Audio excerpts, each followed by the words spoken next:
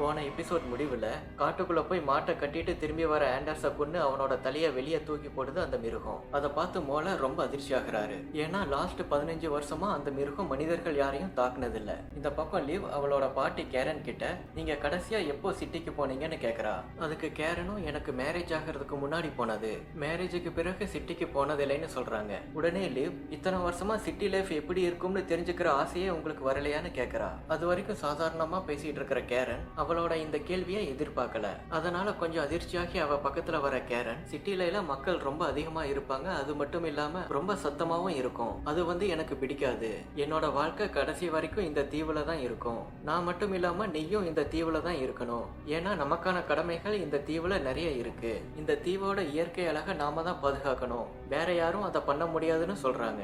Live அந்த தீவை விட்டு எங்கேயும் போக கூடாது, அங்கேயே இருக்கணுங்கிறத தான் அப்படி சொல்றாங்க. அந்த சமயத்துல மோலர் அங்க வர ரெண்டு பேரும் வெளியே வராங்க. ஆண்டர்ஸா அதுங்க கொன்ன விஷயத்த கேரன் கிட்ட அவரு சொல்ல லிவ் அங்கேயே நிக்க சொல்லிட்டு பின்னாடி போய் பாக்குறாங்க கேரன். அங்க ஆண்டர்ஸோட தலைய பார்த்து அவங்க அதிர்ச்சியாக அதை பார்த்து ஏதோ தப்பா நடந்திருக்குதுங்கிறத புரிஞ்சுக்கிற லிவ் அந்த இடத்துல இருந்து ரத்தம் சொட்டிட்டு இருக்கிறத பாக்குறா.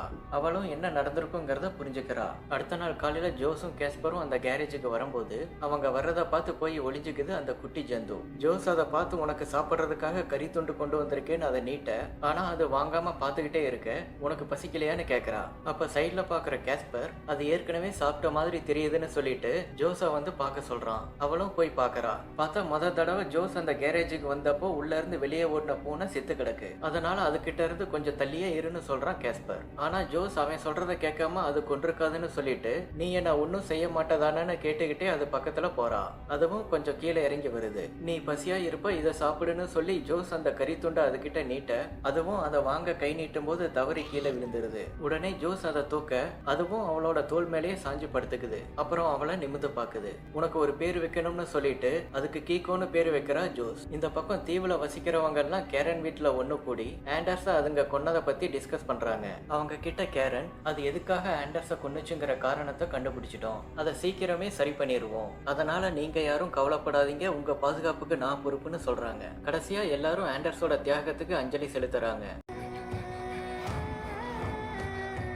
இந்த பக்கம் கீகோ சாப்பிட்றத பார்த்துட்டு இருக்கிற ஜோஸ் கேஸ்பர் கிட்ட வேலிக்குள்ள இது மாதிரி எத்தனை இருக்குன்னு கேக்குறா. அதை பத்தி எனக்கு எதுவும் தெரியலைன்னு கேஸ்பர் சொல்ல, இந்த தீவுல இருக்கிறவங்க தான் அது எல்லாத்தையும் அந்த வேலிக்கு பின்னாடி அடிச்சு வச்சிருக்காங்க, ஆனா அது ரொம்ப தப்பு, நம்மள மாதிரியே அதுங்களும் சுதந்திரமா தான் இருக்கணும்னு சொல்றா ஜோஸ். ஒருவேளை அதெல்லாம் ரொம்ப ஆபத்தானதா இருக்கலாம், அதனால கூட அதை வேலிக்கு பின்னாடி அடிச்சு வச்சிருக்கலாம்னு கேஸ்பர் சொல்ல, இதை பார்த்தா உனக்கு ஆபத்தானதா தெரியுதான்னு கிண்டலா சொல்றா ஜோஸ். அது சாப்பிட்டு முடிச்சு ஜோஸை பார்க்க சாப்பிட இன்னும் கொஞ்சம் கொண்டு வரேன்னு சொல்லிட்டு அவங்க அங்க இருந்து கிளம்புறாங்க. வீட்டுக்கு வர ஜோஸ் கிட்ட இன்னைக்கு நாம வெளியே போலான்னு சேர்லட் சொல்ல, இன்னைக்கும் நான் வீட்லயே புக்கு படிச்சுட்டு இருக்கேன்னு சொல்றா ஜோஸ். அப்ப எல்லாரும் வீட்லயே இருக்கலாம்னு சேர்லட் சொல்ல, நான் மட்டும் தனியா வீட்டுல இருக்கேன், நீங்கெல்லாம் போயிட்டு வாங்கன்னு சொல்றா ஜோஸ். சேர்லட்டும் அதுக்கு சரின்னு சொல்ல, அந்த சமயத்துல அவங்க வீட்டுக்கு வராங்க கேரன். அவங்கள உள்ள வர சொல்லி சேர்லட் சொல்ல, இல்ல பரவாயில்லன்னு சொல்லிட்டு அவங்க எல்லாரையும் அவங்களோட வீட்டுக்கு இன்வைட் பண்றாங்க கேரன். சேர்லட்டும் நாங்க எல்லாரும் அரை மணி நேரத்துல வந்துடுறோம்னு சொல்றாங்க. கேரன் போனதுக்கு அப்புறம் ஜோஸ் சேர்லட் கிட்ட நான் வீட்லயே இருக்கேன்னு சொல்றா. போயிட்டு கொஞ்ச நேரத்துல வந்துடலான்னு சொல்லிட்டு அவளையும் கூட்டிட்டு போறாங்க. அவங்க போற வழியில மோலர் கையில எதையோ வச்சுக்கிட்டு நிக்கிறாரு. அவங்க வர்றத பாத்துட்டு இருக்கிற லிவ் கிட்ட அவங்க ரொம்ப நாள் இந்த தீவுல இருக்க மாட்டாங்கன்னு சொல்றாங்க கேரன். அப்புறம் அவங்க எல்லாரையும் இன்வைட் பண்ணி உள்ள கூட்டிட்டு போறாங்க. அவங்க எல்லாரும் சாப்பிட்டுட்டு இருக்கும்போது இந்த தீவை பத்தி உங்களுக்கு என்ன தெரியும்னு கேக்குறாங்க கேரன். எங்களுக்கு இந்த தீவை பத்தி அதிகம் தெரியாதுன்னு சொல்ற சேர்லட், என்னோட ஃப்ரெண்ட்ஸ் ஆன்லைன்ல அந்த வீட்டோட போட்டோவை காட்டினாங்க, அது ரொம்ப அழகா இருந்ததால இந்த கிறிஸ்துமஸை ஃபேமிலியோட செலிப்ரேட் பண்ணலான்னு இங்க வந்ததா சொல்றாங்க. அவங்க எல்லாரும் பேசிட்டு இருக்கும்போது ஆப்போசிட்ல இருக்கிற போட்டோவை பாக்குறா ஜோஸ். அந்த போட்டோல காட்டுக்குள்ள அந்த மிருகம் இருக்கிற மாதிரி வரைஞ்சிருக்கு. ஜோஸ் கேரன் கிட்ட எதுக்காக காட்டை சுத்தி வேலி போட்டிருக்கீங்கன்னு கேக்குறா.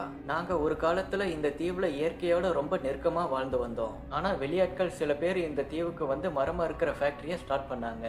இங்க இருக்கிற நிறைய மரத்தை அவங்க வெட்டுனாங்க. நாங்க அதுக்கு எதிர்ப்பு தெரிவிச்சாலும் அவங்க அதை நிறுத்தல. அவங்களுக்கு அது நல்ல பிசினஸா இருந்துச்சு. அவங்க நிறைய பணம் கொடுத்ததால இந்த தீவுல இருந்தும் நிறைய பேர் போய் அங்க வேலை பார்த்தாங்க. லிவோட அம்மாவும் அப்பாவும் கூட அங்கதான் வேலை பார்த்தாங்க.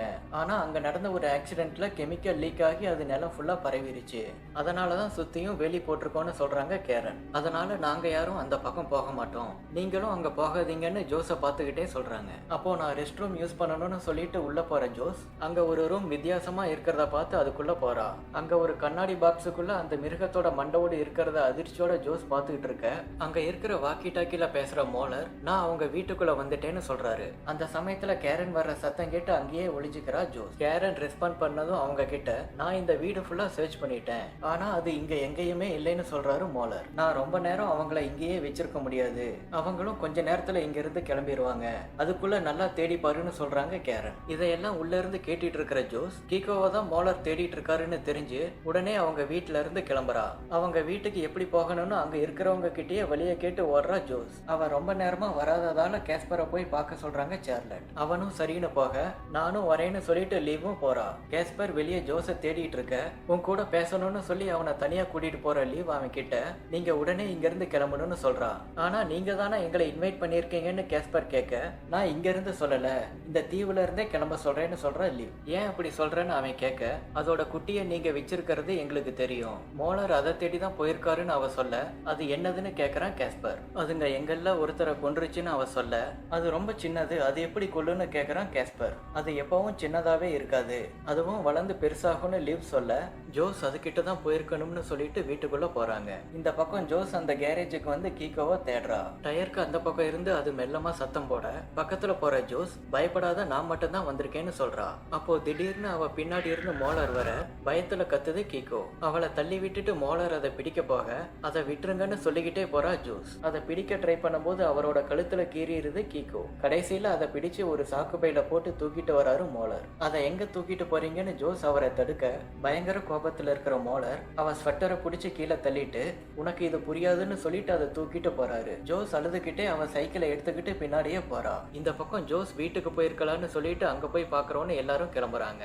அந்த குட்டியை தூக்கிக்கிட்டு மோலர் அந்த வேலி பக்கத்துல வர, ஜோஸும் அங்க வந்துடுறா. மோலர் அதை தூக்கிக்கிட்டு வேலியை தாண்டி உள்ள போறத வெளியே இருந்து பாத்துக்கிட்டு இருக்கா. சாக்கு பைய மேல தூக்கி காட்டுற மோலர், உன்னோட குட்டியை நான் கொண்டு வந்துட்டேன்னு சொல்லிட்டு அதை காட்டுக்குள்ள விடுறாரு. அதை காட்டுக்குள்ள விட்டுட்டு, நாங்க இதை தூக்கிட்டு போகல, வெளியே இருந்து வந்தவங்க தான் தூக்கிட்டு போனாங்க, அது இப்போ திரும்ப வந்துருச்சு, இதோட எல்லாம் முடிஞ்சிருச்சுன்னு சொல்லிட்டு திரும்ப போறாரு. ஆனா ஜோஸ் வேலியை தாண்டி வந்து புல்லுக்குள்ள மறைஞ்சிருக்க, அது தெரியாம வெளியே போய் கேட்டை லாக் பண்ணிட்டு கிளம்புறாரு மோலர். அவர் போன பிறகு எந்திரிச்சு காட்டுக்குள்ள போறா ஜோஸ். இதோட 3rd எபிசோட் முடிஞ்சது. 4th எபிசோட் அடுத்த வீடியோல பார்க்கலாம்.